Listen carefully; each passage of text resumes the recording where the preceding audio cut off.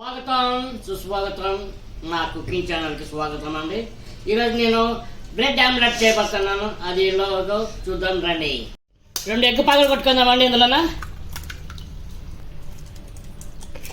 2 కొద్ది పసుపు వేసుకుందామండి, కొద్ది ఉప్పు వేసుకుందామండి, అలాగే కొద్ది కారం వేసుకుందాం.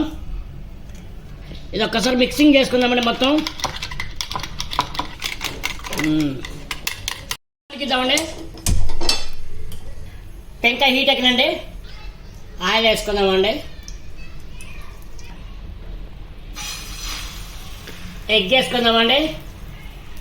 ఎగ్ వేసుకున్న తర్వాత ఈ బ్రెడ్ని తిప్పేసుకుందామండి 2 వైపులా. ఓకే, దీనిపైన ఆయిల్ వేసుకుందామండి.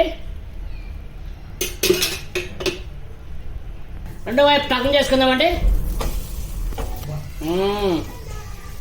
ఓకే అండి, 2 వైపు టర్న్ చేసుకున్నాం. బాగా బ్రెడ్ ముక్క బాగా కాలని టర్న్ చేసుకుందామండి. ఇప్పుడు బ్రెడ్ కొద్దిగా బాగా మాడిపోయిందండి, బాగానే ఉంది. ఓకే, ఇప్పుడు ఇలా కాల్చి మళ్ళీ ఇంకోసారి టర్న్ చేద్దామండి.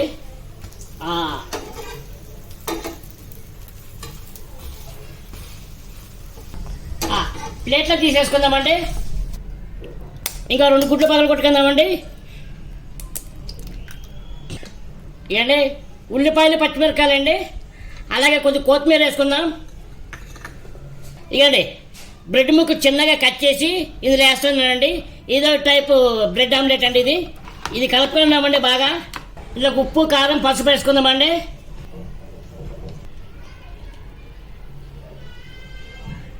ఇవ్వండి ఇలా కలుపుకుందాం మొత్తము. ఆయిల్ వేసుకుందామండి. ఇందులో బ్రెడ్ వేసుకుందామండి. మొత్తం అంతా ఒక సైడ్ ఇలాగ వేద్దామండి. చుట్టూ కలుపుదాము.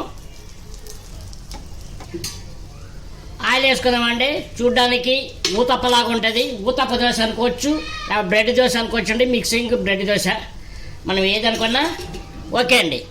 పెట్టుకుందామండి, చేసుకుందామండి. ఓకే, ప్లేట్లో తీసుకుందామండి. నెక్స్ట్ ఆమ్లెట్ అండి. ఇంకొకటి గుడ్లు పగలు కొట్టుకుందాం. 3 గుడ్లు. 3వ రకం బ్రెడ్ ఆమ్లెట్ అండి. కొద్ది పసుపు వేసుకుందాం, అలాగే కొద్ది ఉప్పు వేసుకుందాం, అలాగే కొద్ది కారం వేసుకుందాం. మొత్తం మిక్సింగ్ చేసుకుందామండి. కొద్దిగా ఆయిల్ వేసుకుందామండి.